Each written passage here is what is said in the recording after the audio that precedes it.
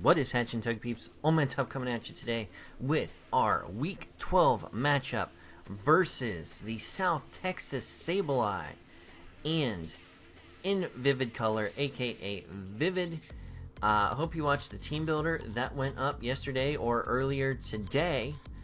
And this is an important matchup for us because, as I stated in the team builder, it is going to, I don't want to say drastically, but it is going to affect how we are sat or seated going into the playoffs. At this point, we are almost 100% locked into making it to the playoffs. So, booyah! First time in Pirattatas history that we are going to make it to the playoffs. So that is awesome. We had a really good run with this team, and I can't wait to see how far we get to go. So that is awesome. Let's take a look at the teams we are going up against.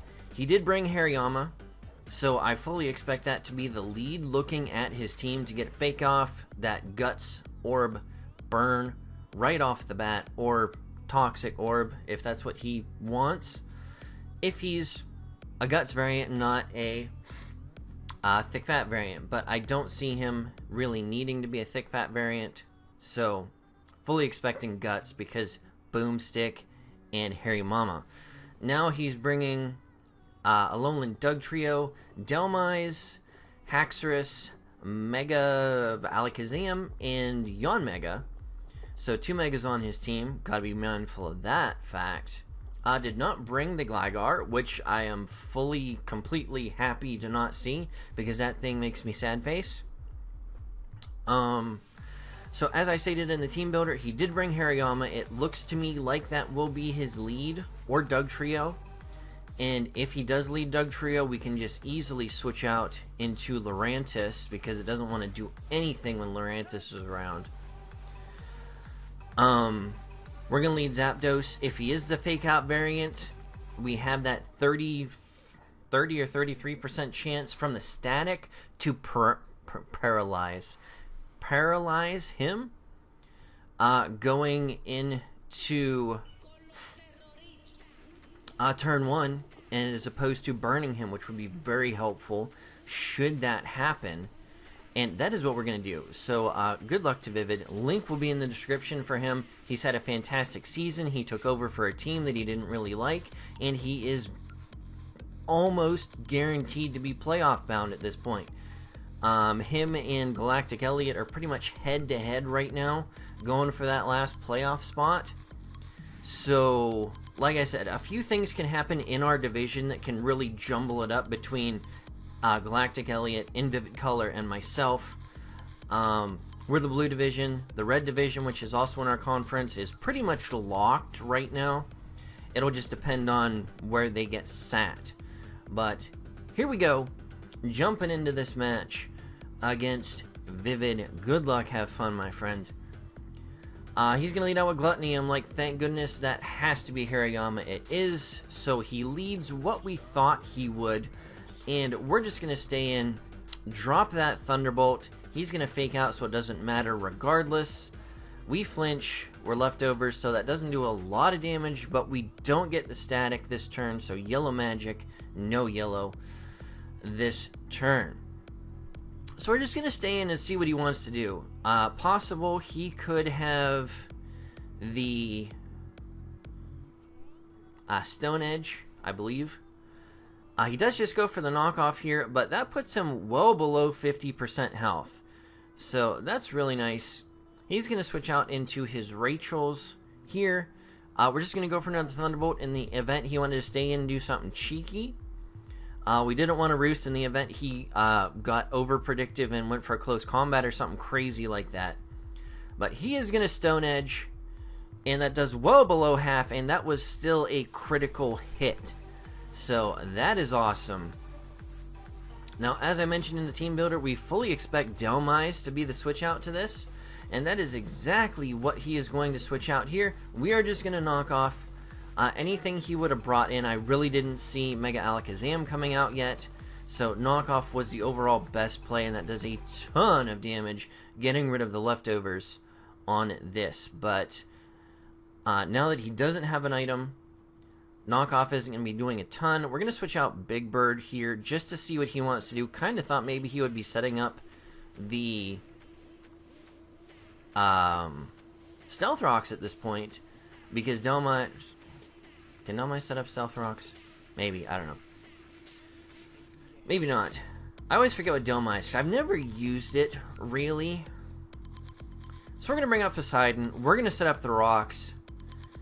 And he's just going to go for another anchor shot. I don't know if he thought maybe we would taunt here or what, but that doesn't do much of anything, aside from trapping us on the field, more or less. So he's going to stay in. We're going to Ice Beam here. It's super effective. It's going to... he is going to be paralyzed here. So that is going to stop him from what I'm assuming was his Rapid Spin to get rid of the rocks to stay one step ahead of us.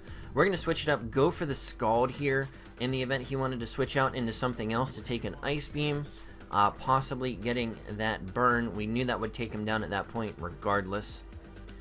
He's going to go out into Gluttony. Stealth Rock's going to do a little bit of damage, and he's slowly going to be whittled down. We're going to switch Poseidon out here. Going to go right into Beyonce, expecting a close combat to come out here, which we should be able to take fairly well. He's going to go for the close combat. He does still have a Lowland Dugtrio here, but at this point, I was really thinking he would have either the Bullet Punch or the Heavy Slam. And if he had the Heavy Slam, I was expecting it to come out here, which is why I'm going to switch right back out into Empoleon. I figured either a Switch or a Steel-type move would come out here. But I talked to him afterwards, said he was just going for it right now and sacking this thing off, or doing as much damage as possible. And that is going to cost us Poseidon, which is extremely unfortunate because he's not going to do much of anything besides set up rocks. Did take down the Delmais, which is always good. So we're going to go out into Yermangarder here, because this thing is just going to lay down some booms. He's going to go for the Bullet Punch. At this point, just showing that he was dedicated to sacking it. Really surprised how little that did right there. But the 1,000 arrows is going to be enough to take this thing down. So Hariyama is going to go out right here. And as of right now, this is just a brawl, a slugfest. And we are not doing much about finesse here. Now, I know I can survive any one attack from this thing, even a banded variant. And he's just going to go for Memento. And I was just like, okay. Was not anticipating that at all. So yeah, we have to switch out this turn. We are just going to go out into our Lurantis, because Lurantis is the most expendable mon on our team at this point, just to see what he's going to do. Now, he's going to lock himself into Outrage, which is just awesome. Now that he's locked into Outrage, we know we can bring out Beyonce and set up in this thing's face. Now, he's going to go for the Outrage. It doesn't affect Beyonce. Now, bear this in mind. I'm going to explain this as this happened. I see the Outrage. I don't see Confusion. I don't see Fatigue or anything like that. I am fully anticipating this thing to be locked into another turn of Outrage. So I set up a Calm Mind this turn because I knew he had at least one more of these locked into him. And I know at this point I can survive a Poison Jab. So even if he becomes confused, now, again, bear in mind, I am fully expecting another Outrage to come from this thing. Here comes a Poison Jab. That is going to take me down, down, down. Like I said, we lived it comfortably. He is going to manage the poison, which is extremely unfortunate. And little did I know that once Outrage is rendered immune a turn, that no fatigue ensues, no confusion ensues, even if it was the last turn of the outrage, completely released from lock in that move. I had no idea of this game mechanic, and I spoke with Vivid afterwards, and we both had to look it up to confirm, because at this point I thought I missed something and missed a Lumberry. So I thought, okay, he's Lumberry, no problem. So keep that in mind going forward from this point. I was completely baffled by the fact that that poison jab came out without me. Thought I had missed the confusion and Lumberry cured it at some point when I was writing down notes. So that is why we calm-minded there.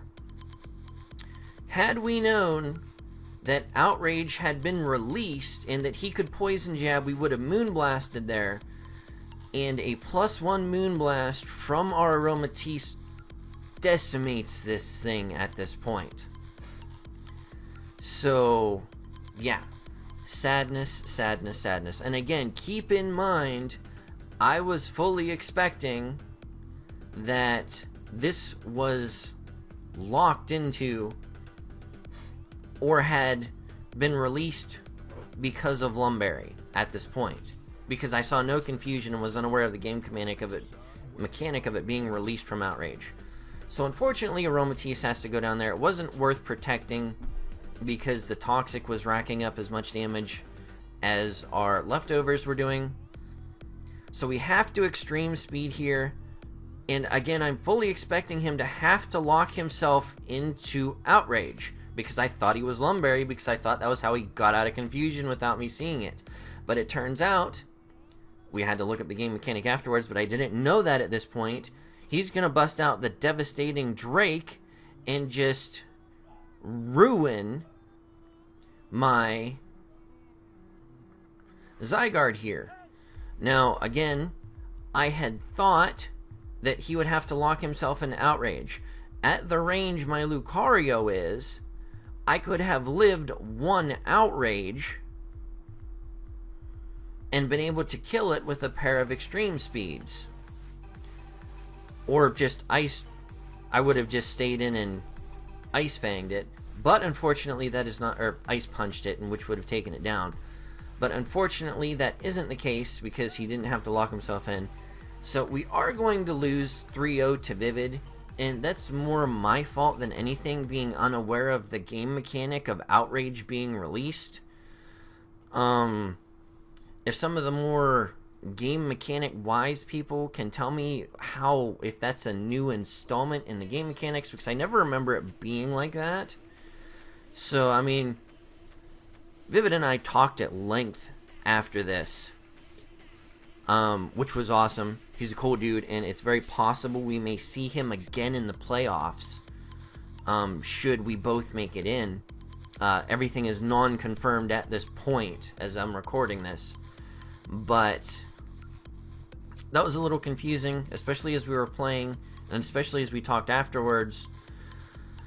But even had I known that game mechanic, Vivid pretty much had the game in the bag, barring some hacks on my side. Because even if I was able to, even if I had Moonblasted at that point, either one of his remaining Mons comes in and takes out Aromatisse, and regardless of what I switched in at that point, Mega Alakazam takes out whatever was left on my team health-wise at that point.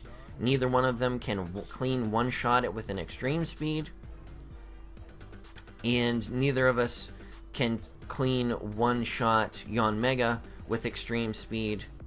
It would best case scenario on my end of the thing, we figured out, and we both looked at it, barring that, was a 1-0 loss for me.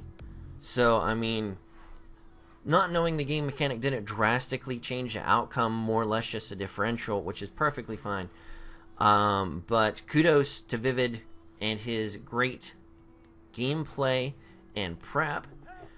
What do we got? What am I thinking about? We both finished the season at 7-5 with a +8 differential. So we are both sitting at the exact same spot in our division. I'm not 100% certain how the NPA does their playoff seeding determination, but I believe it's overall record, overall differential, and then head-to-head, which would put him one step ahead of me because he had beaten me head-to-head, and I'm not 100% certain, but I think I've only got one victory within the conference, as he has at least one versus me. So, yeah. But anyways, kudos to him. Like I said, go check out his channel. He puts up a lot of great videos. And I'm OldManTup, and like I said, once I get a playoff picture bracket thing 100% confirmed by the admins of the NPA, I will either be tweeting that out or putting a small video up on it to let you guys know what is coming for the future. But almost 100% certain we made playoffs this season, so awesome. We're keeping our fingers crossed to see what we're doing moving forward. But anyways, guys, I've been OldManTup, and I will catch you on the flip side. Peace.